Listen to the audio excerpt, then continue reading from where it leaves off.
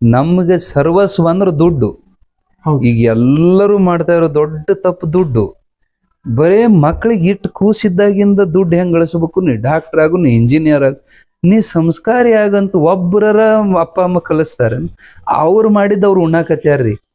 ವೃದ್ಧಾಶ್ರಮ ಈಗ ಏನ್ ಅದಾರಲ್ಲ, ಅವ್ರ ಮಕ್ಳಿಗೆ ಸಂಸ್ಕಾರ ಕೊಡದೇ ಇರೋ ತಪ್ಪು ಅವ್ರು ಅನುಭವಿಸಕತ್ಯಾರ.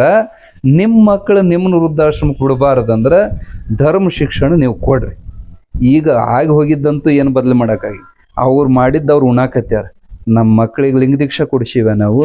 ನಮ್ಮ ಮಕ್ಳಿಗೆ ಮಂತ್ರ ದೀಕ್ಷಾ ಕೊಡಿಸಿಲ್ಲ. ನಮ್ಮ ಮಕ್ಕಳನ್ನ ಮಠಕ್ಕೆ ತಗೊಂಡು ಹೋಗಿಲ್ಲ. ನಮ್ಮ ಮಕ್ಳಿಗೆ ಪೂಜೆ ಮಾಡಕ್ ಹಚ್ಚಿಲ್ಲ. ತೊಡಿ ಮ್ಯಾಗ ಕುತ್ಕೊಂಡು ಹೋಮ್ವರ್ಕ್ ಮಾಡಕ್ ಎಷ್ಟು ಕಾಳಜಿ ಮಾಡ್ತೀರಿ ಅಟ್ ಕಾಳಜಿ ಲಿಂಗ ಪೂಜೆ ಮಾಡಿಸಿರ ನೀವು? ಮತ್ ನೀವು ಮಾಡಿದ್ ನೀವು ಉಣ್ಣಾಕತ್ತೀರಿ. ಈಗ ವೃದ್ಧಾಶ್ರಮದಾಗ ಇರೋರ್ ತಪ್ಪು ನಿಮ್ಮ ಮಕ್ಳಿಗೆ ನೀವು ಕೊಡಲಾರದ ಸಂಸ್ಕಾರ. ನಿಮ್ಗೆ ಮುಂದಿನ ಜನ್ರೇಷನ್ ನೀವು ಚೆನ್ನಾಗಿರ್ಬೇಕಂದ್ರೆ ನೀವು ಮೊದಲು ಧರ್ಮವಂತರಾಗ್ರಿ. ನಿಮ್ಮ ಮಕ್ಕಳಿಗೆ ಅದನ್ನ ಹೇಳ್ರಿ, ಅವ್ರು ಕೇಳ್ತಾರೆ.